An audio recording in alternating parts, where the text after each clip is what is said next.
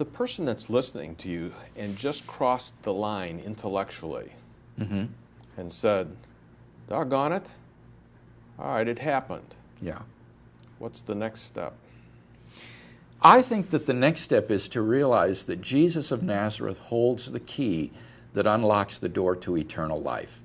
Jesus said, I am the resurrection and the life. He who believes in me shall never die, and though he die, yet shall he live.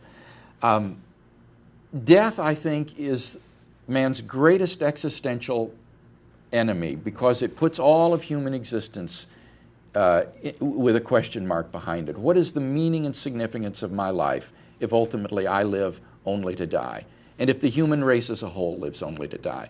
And the resurrection of Jesus tells us that the grave is not our ultimate destiny, that ultimately our destiny is eternal life and fellowship with God that is available through faith in Jesus Christ as he promised.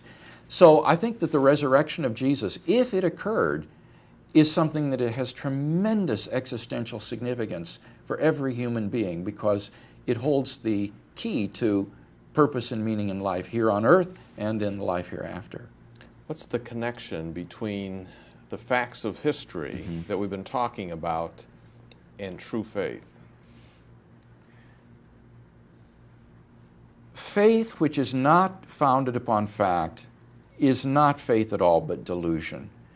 If Christian belief is to be different from mythology, then it must have a factual foundation.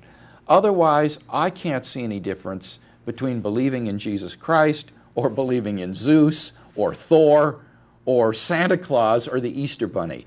I mean, why should I get up in the cold and the dark on a winter Sunday morning and go to church and worship and pray to somebody who isn't really there? If Jesus didn't really rise from the dead, if this is not a historical fact, then I think my atheist friends are right. Christianity would be a lie, a delusion, and we'd only be fooling ourselves. Better to abandon it and forget it than to delude ourselves into thinking that this still has some sort of value as a mythological symbol.